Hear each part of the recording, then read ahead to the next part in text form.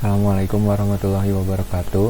Kami dari kelompok kelas 2A akan mempresentasikan tugas besar mata kuliah PCD kami yang berjudul Control Game Subway Surf dengan gerakan kepala, yang merupakan implementasi dari tema 2, yaitu eksplorasi kemampuan media pipe. Oke. Sebelumnya saya akan memperkenalkan anggota tim kami. Yang pertama itu ada Geraldine Gisrawa dengan NIM akhir 011, lalu ada Iksan Zuhri Al-Ghifari dengan NIM akhir 015, dan juga saya Muhammad Haris Al-Rasidi dengan NIM akhir 020. Oke, di sini ada daftar isi yang akan kami sampaikan di presentasi kami di video ini. Diawali dengan latar belakang, lalu ada yang intinya ada alur kerja, tahapan proyek, performa model, dan diakhiri dengan demo aplikasi. Oke. Diawali dengan pemilihan tema kami. Tema kedua yaitu memanfaatkan solusi media pipe untuk kasus spesifik.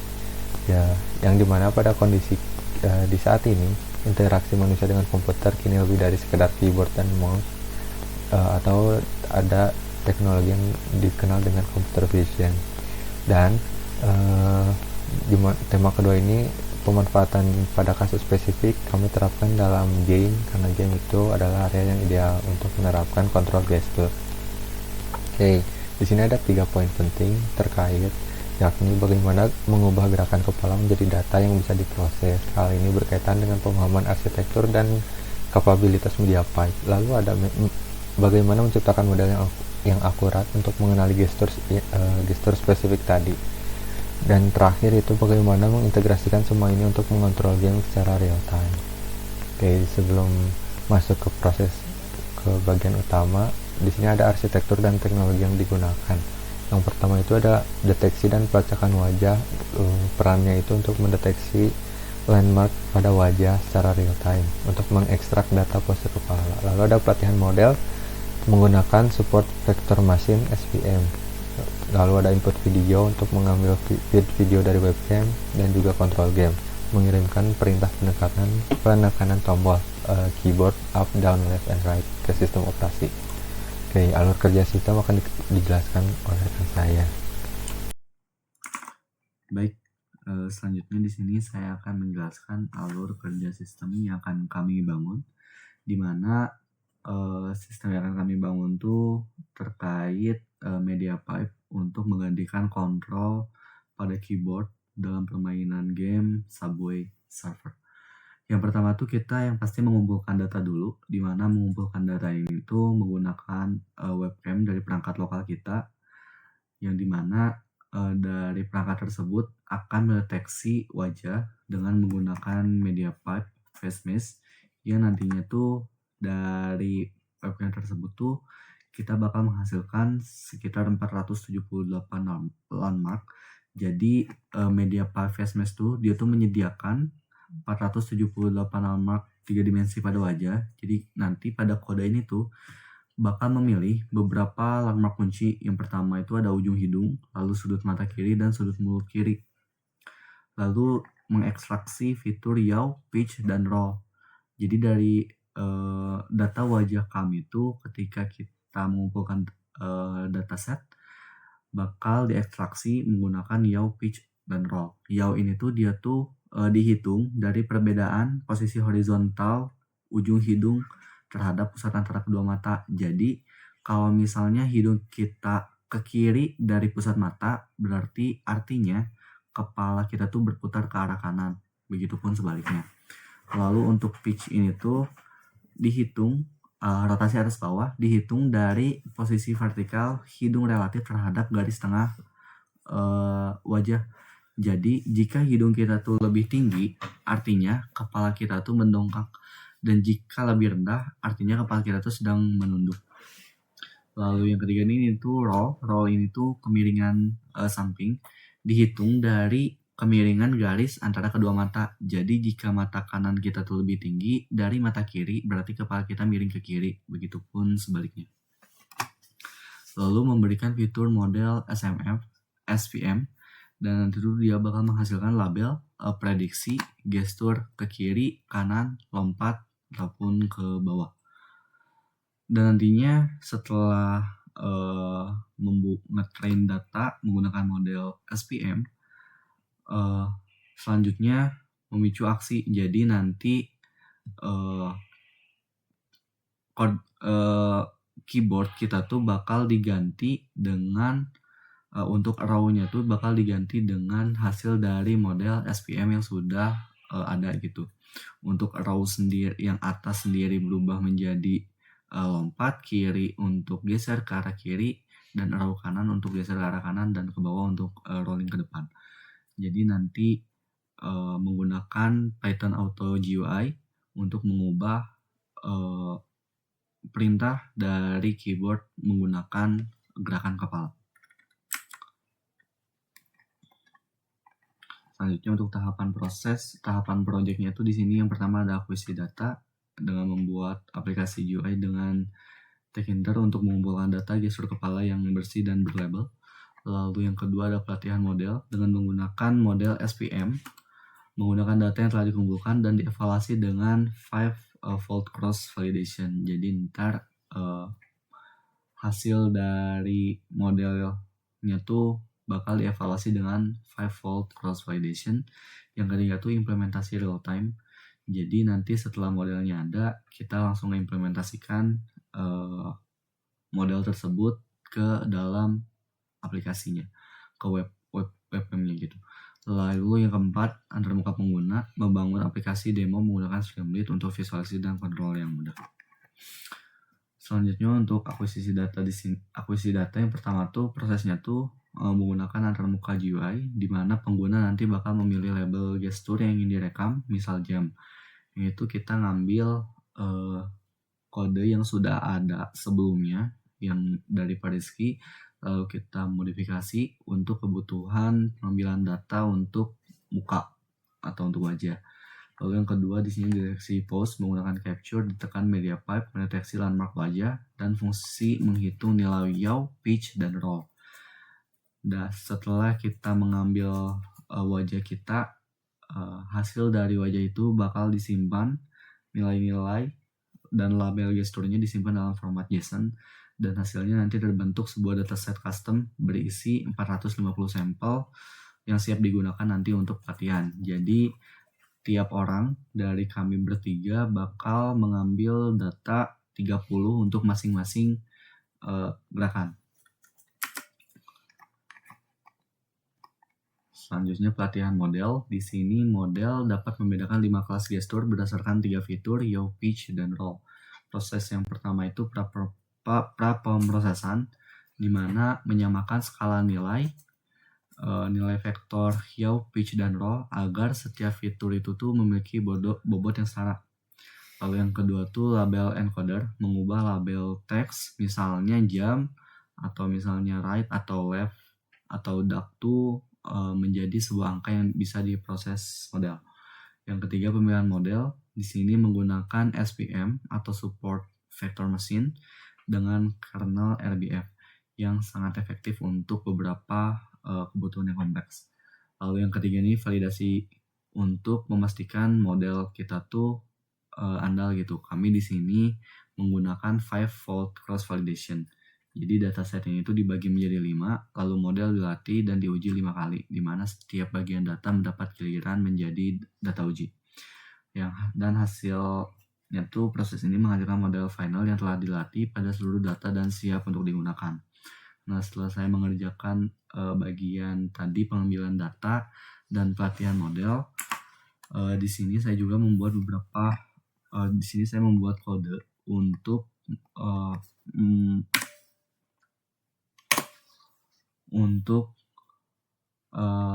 mendeteksi dulu apakah model yang dibuat tuh sudah sesuai apa belum, meskipun hasil dari modelnya tuh sedikit overfit, di mana hasil untuk coefficient matrix dan lainnya tuh berangka 1 ataupun dengan akurasi yang sangat baik. Jadi di sini mencoba dulu. Oke, jadi di sini nanti sebelum rekan saya mengintegrasikan untuk bisa dilakukan untuk aplikasi Subway atau mengubah kontrol dari keyboard menjadi menggunakan kontrol kepala kita. Di sini saya mencoba dulu apakah model yang dibuat sudah baik atau belum.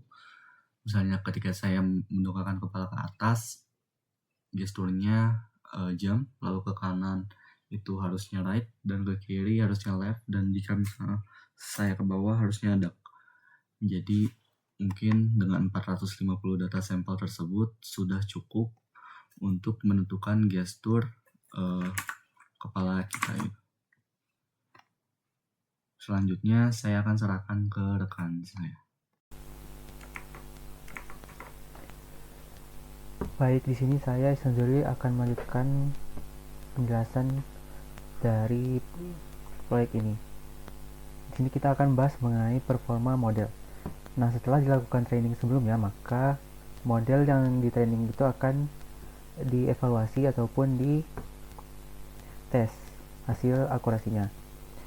Di sini kita melakukan 5-fold cross validation, yang dimana 5-fold cross validation ini akan membagi data sampel yang didapat sebelumnya itu sebanyak 450 dibagi menjadi 5 fold ataupun 5 kelompok, sehingga didapat pada satu fold itu sebanyak 90. Nah, dari 90 itu setiap fold dari 90 itu akan diuji terus. Jadi misalnya pada iterasi pertama ataupun training pertama ada fold 1 yang berisi 90 data. Nah, fold 1 ini merupakan data yang akan diuji, yang dimana sisanya 360 yaitu fold 2-5 merupakan data trainingnya. Lalu dilanjutkan ke iterasi selanjutnya, yaitu fold 2 yang jadi data uji, dan fold 1 akan masuk ke data training, dan dilakukan terus menerus hingga 5 iterasi. Itulah maksud dari 5-fold cross validation. Nah, dari evaluasi ini didapat beberapa metrik dan juga confusion matrix. Dari hasilnya dapat dilihat confusion matrix ini bahwa setiap mungkin kita bahas dulu ini dari aksisnya. Di sini ada label sebenar dan label prediksi. Nah, label sebenarnya itu merupakan data ataupun sampel dari yang didapat secara aktualnya, dan ada prediksi dari modelnya. Dan dapat dilihat dari diagonal utamanya, semua data diprediksi secara benar ataupun sesuai, dan di luar dari diagonal utama itu bernilai 0. Yang didapat precisionnya itu nilainya dengan nilai 1 ataupun sempurna, yang berarti model memprediksi gestur itu 100% benar. Jadi di sini dapat dilihat misalnya ada gestur jam. Nah, gestur jam ini dari model mendapat mendapat prediksi 18 sampel, yang dimana semuanya itu benar. Lalu ada recall. Di sini juga mendapat nilai sempurna, yang dimana model berhasil mengidentifikasi 100% dari semua gestur yang ada. Jadi dari label prediksi sendiri dapat memprediksi semua gestur yang ada. Misalnya dari jam itu ada 18, dan model dapat mengidentifikasi ke 18 sampel dari gestur tersebut. Dan sini ada juga F1 score yang merupakan perhitungan keseimbangan dari precision dan recall ini, yang dimana karena keduanya mendapat nilai sempurna, maka keseimbangannya juga sempurna. Nah, berikut merupakan hasil dari validation tersebut. Dapat dilihat ada hasil setiap foldnya, yang kurang lebih setiap fold itu hasilnya sama nilai sempurna, maka didapat rata-rata akhirnya itu dari 5 fold itu bernilai 1. Sehingga dari hal tersebut kita dapat bahwa model SVM yang kita gunakan ini berhasil memisahkan 5 kelas gestur tanpa kesalahan pada data validasi. Lalu juga menunjukkan bahwa fitur yaw, pitch, dan roll itu cukup distinktif, dan kualitas data yang dilatih itu baik. Nah, setelah diketahui bahwa akurasinya sempurna ataupun dapat dibilang bagus, setelah itulah kita lanjutkan ke integrasi ke gamenya ataupun ke sistem operasinya. Dari model yang dibuat tadi, model akan berbicara dulu ke sistem operasi, dan sistem operasilah yang akan berbicara dengan gamenya. Nah, dari model itu akan menggunakan library Python yaitu PyAutoGUI yang akan menerjemahkan ke dalam sistem operasinya. Jadi di sini dapat dilihat ada function predict yang dimana dari model SVM itu akan memprediksi gerakan kepala dan akan menghasilkan suatu string. Misalnya di sini jam, string yang dihasilkan itu jam berdasarkan prediksinya, maka dari kode ini akan dipetakan ke library tadi PyAutoGUI itu akan merubah string jam itu ke sistem operasi sebagai bahwa tombol atas yang digunakan untuk jam itu benar-benar ditekan, dan pada jendela ataupun tampilan Subway Surf-nya akan menekan ataupun berinteraksi berdasarkan tombol tersebut. Kira-kira begitu untuk integrasi terhadap gamenya. Nah, tantangannya apa? Didapat bahwa tantangan bahwa kontrol terlalu sensitif, yang dimana satu gerakan itu dapat memicu beberapa banyak aksi. Misalnya lompat itu menghadap ke atas kepala, namun meskipun gerakan kepala hanya sekali, namun memicu banyak aksi.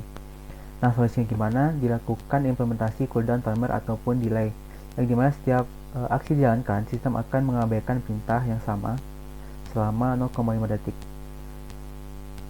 sehingga hasil kontrolnya menjadi lebih stabil dan presisi. Nah, untuk selanjutnya mungkin bisa langsung ke demo aplikasi saja. Mungkin sekian untuk penjelasannya. Nah, bagian selanjutnya ialah demo aplikasi pada interface Streamlit. Oke. Pada aplikasi ini terdiri dari 3 komponen utama yang bisa diakses melalui sidebar. Yang pertama ada play game untuk bermain Subway Surf dengan kontrol gerakan kepala, lalu ada capture gesture untuk merekam data gerakan kepala, dan juga ada train model untuk melatih modul atau melatih model. Oke, yang pertama saya akan memperlihatkan fitur capture gesture. Nah, di sini itu untuk mengumpulkan foto yang akan dijadikan dataset untuk bahan dari model untuk belajar. Di sini ada beberapa label untuk jenis foto, posisi kepalanya, ada netral, jam, left, right, and dark, itu posisinya kanan, kiri, ke atas, dan juga ke bawah. Nah, setelah mengklik tombol ini, maka aplikasi akan mengcapture 10 foto dan akan disimpan di file. Lalu fitur selanjutnya yaitu adalah train model. Di tampilan Streamlit akan ada seperti ini. Ada dataset overview yang menampilkan jumlah sampelan gestur, lalu ada kelas distribusi dan juga fitur distribusinya. Dan ada beberapa parameter yang bisa disesuaikan untuk proses training. Jika dilakukan proses training, maka akan ada tampilan mulai dari confusion matrix dan juga detail dari training modelnya. Nah, selanjutnya saya akan melakukan demo pada fitur play game. Nah, di sini ada sedikit keterangan terkait posisi kepala dan efek dari pose kepala tersebut, atas, bawah, kanan, kiri. Untuk memulai, sebelum memulai, saya akan membuka terlebih dahulu aplikasi Subway Surf-nya.